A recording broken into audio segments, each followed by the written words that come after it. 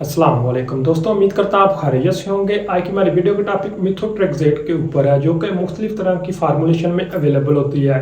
लेकिन आज की वीडियो में हम इसकी टैबलेट फॉर्म को ही डिस्कस करेंगे। इसकी अगर ब्रांड की बात की जाए तो ये मिथोट्रेक्सेट बाय नेम में मिल जाती है और इसी तरह साइटोट्रेक्सेट के नाम से भी बहुत ज़्यादा इस्तेमाल की जाती है।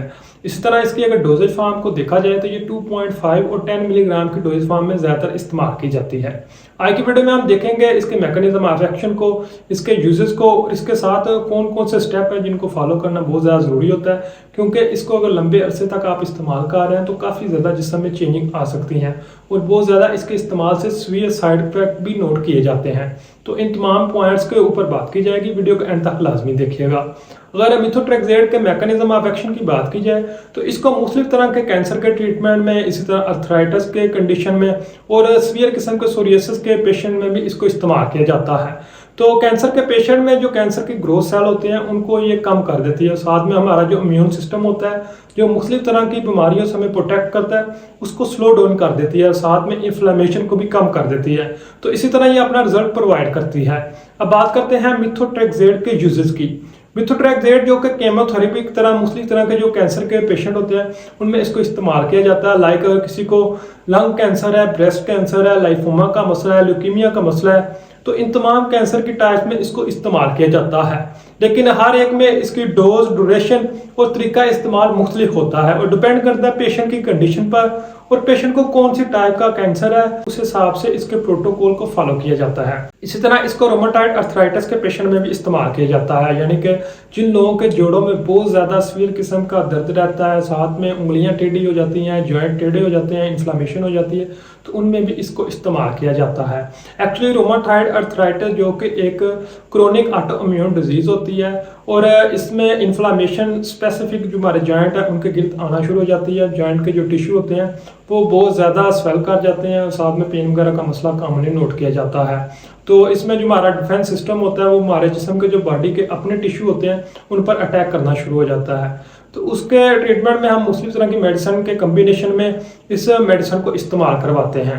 इसी तरह इसको सोरियासिस का अगर किसी को मसला है तो उसमें भी इस्तेमाल करते हैं। सोरियासिस में होता क्या है कि जिसम में रेड किस्म के, पर्पल किस्म के, पिंक किस्म के या वाइट किस्म के पैचेस बनना शुरू हो जाते हैं। तो नॉर्मली तो मुख्तलिफ तरह की मेडिसिन को इस्तेमाल किया जाता है, लेकिन जब बहुत ज़्यादा सीवियर किस्म का सोरियासिस का मसला होता है तो स्किन में इसको कंट्रोल करने के लिए हमें मिथोट्रेक्सेट को इस्तेमाल करना पड़ता है। अब बात करते हैं मिथोट्रेक्सेट की डोज की।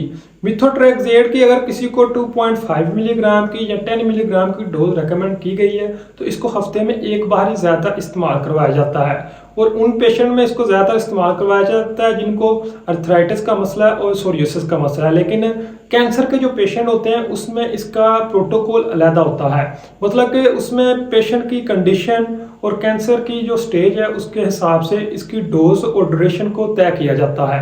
लेकिन नॉर्मली जो रूमेटाइड अर्थराइटिस के पेशेंट और सोरियासिस के पेशेंट में इसको हफ्ते में एक बार ही इस्तेमाल करवाया जाता है। इसी तरह बात की जाए मिथोट्रेक्सेट की, जो कि एंटी न्यूप्लास्टिक और फोलिक एसिड एंटागोनिस्ट है, तो इसके इस्तेमाल से फोलिक एसिड की डेफिशिएंसी बहुत ज़्यादा होने के चांसेस होते हैं। तो इसके साथ लाजमी फोलिक एसिड का सप्लीमेंट भी इस्तेमाल करवाया जाता है। अब बात करते हैं मिथोट्रेक्सेट के साइड इफेक्ट की। इसके जो कॉमन साइड इफेक्ट हैं इसमें abdominal discomfort, Nazia, vomiting, diarrhoea, जिस्म में बहुत ज़्यादा थकावट, बालों का जड़ना, ये नोट किए जाते हैं। इसके अगर सीवियर साइड इफेक्ट की बात करें तो इसके इस्तेमाल से लिवर, लंग और किडनी में मुख्तलिफ तरह की प्रॉब्लम आ सकती हैं। इसी तरह इसके कुछ साइड इफेक्ट को मॉनिटर करने के लिए आपको 3 से 6 माह तक लाजमी अपने टेस्ट करवाने चाहिए। उसमें CBC का टेस्ट, LFT का टेस्ट, इसी तरह RFT का टेस्ट और मुख्तलिफ तरह के एक्सरे वगैरह अगर आपकी बॉडी में ज़रूरत हो तो वो भी करवाए जाते हैं ताकि इसके साइड इफेक्ट को मॉनिटर किया जाए, क्योंकि इसके इस्तेमाल से बहुत ज़्यादा सीवियर किस्म के साइड इफेक्ट भी देखने को मिलते हैं। मिथोट्रेक्सेट की काउंटर इंडिकेशन की बात की जाए तो प्रेगनेंसी और ब्रेस्ट फीडिंग मदर में इसको बिल्कुल इस्तेमाल नहीं करवाया जाता। इसी तरह मिथोट्रेक्सेट की अगर मुस्लिम मेडिसिन के साथ काउंटर इंडिकेशन की बात की जाए तो इसके इस्तेमाल से मुख्तलिफ तरह के विटामिन के सप्लीमेंट को इस्तेमाल नहीं करना चाहिए। एनसेड जो कि पेन किलर में बहुत ज़्यादा इस्तेमाल की जाती है उनको इसके साथ इस्तेमाल नहीं करना चाहिए। इसी तरह ब्लड थिनर, लोप्रिन जैसी मेडिसिन को इसके इस्तेमाल